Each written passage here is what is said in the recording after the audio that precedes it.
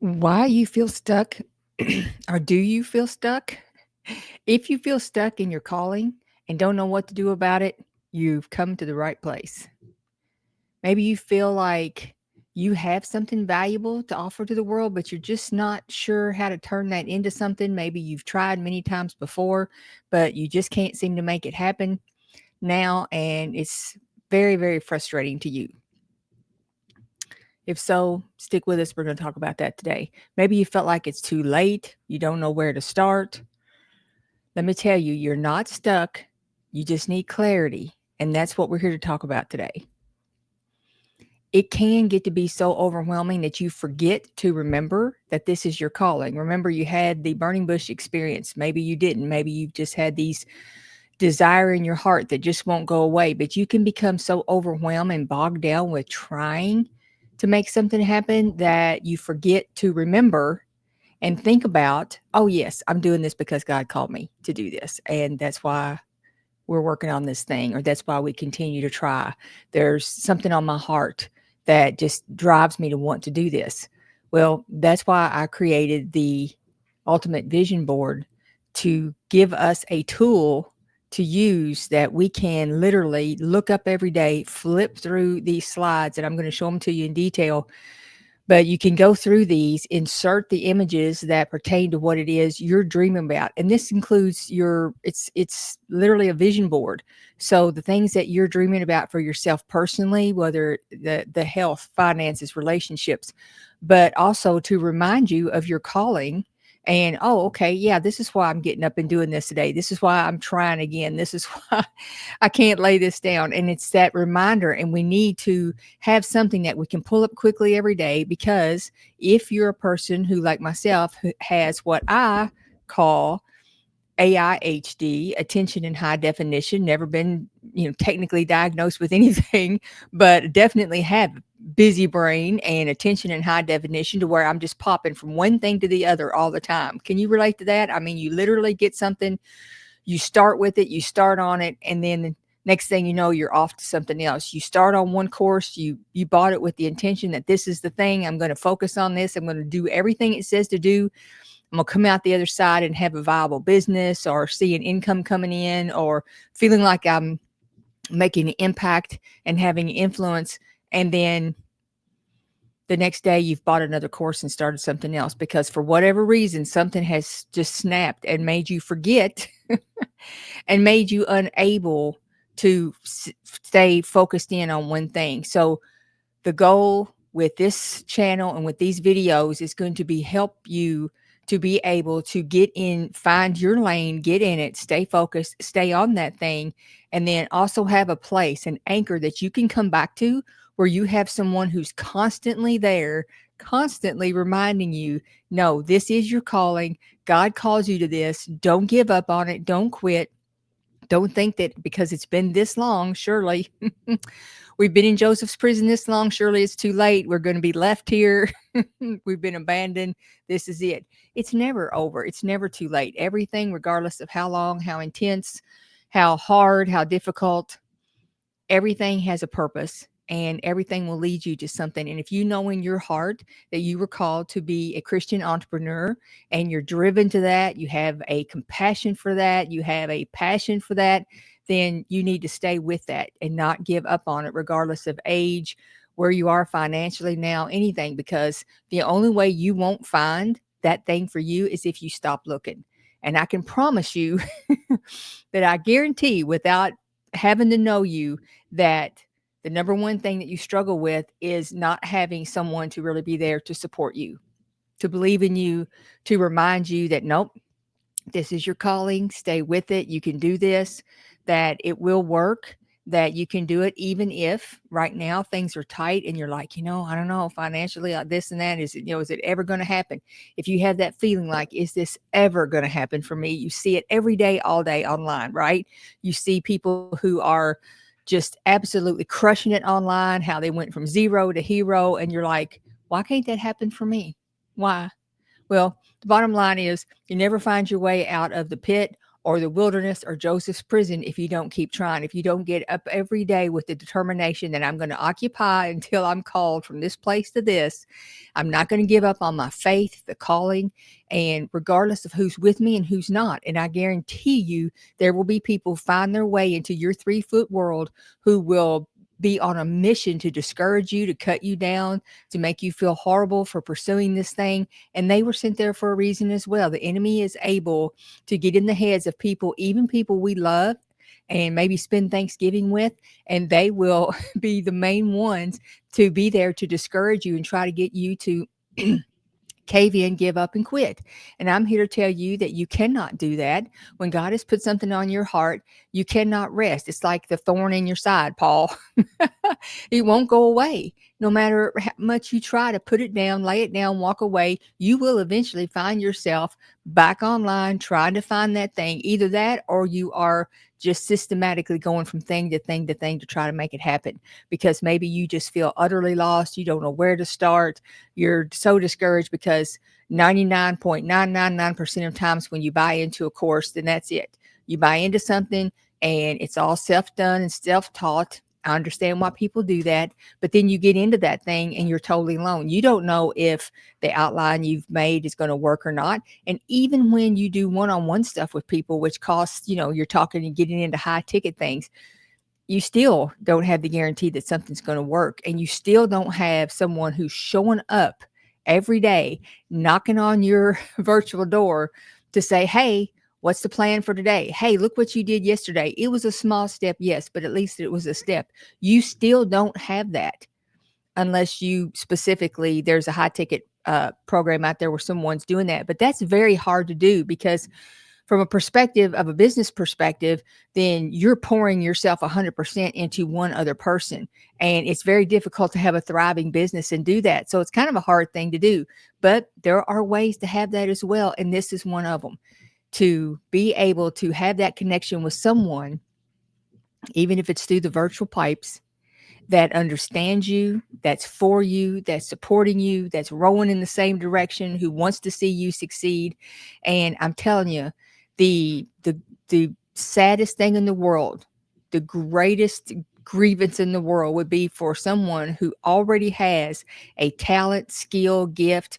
Maybe you've been a teacher, maybe you have a woodworking shop, whatever your skill or talent is, that you could be putting out there to share with others to help teach them, because we have to take, excuse me, education away from the cesspool that is public education. We just have to, because it's completely ruined now, completely. So we have to give parents an alternative to have really, really good education. And you can get that online nowadays. You can get that from individuals. So you could have one person teaching your child this over here and someone else teaching them that over there. Well, if you have that skill and ability, oh, how terrible it would be if you didn't take that and run with it.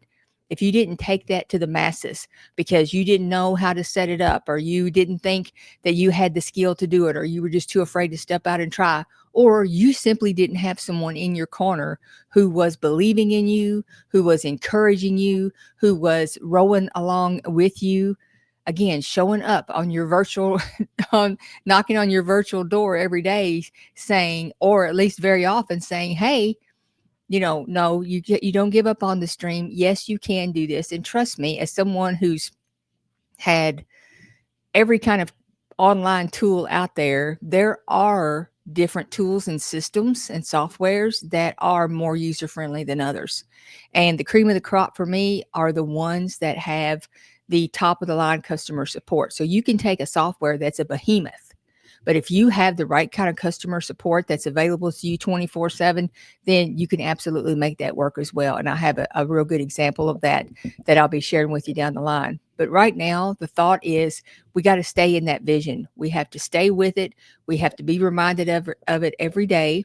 And I'm going to, in the next segment or next video, I'm going to show you my extensive vision board that I have put together that gives you the opportunity to plug in your own images. And then it also has done for you statements for, I have and I am and I will and that sort of thing to help solidify that into your mind, that so you can just go through those and flip through those and read as many of them as you want. You can move things around. You can change color schemes if you want to. You can change text because it's all set up in Canva. But it's very important, just like it's important to seek the Lord continually, it's very important that we keep the vision, because God says, write the vision, make it plain. And that's not just for the church and not just from back in the day. It's for now, and it's for you personally.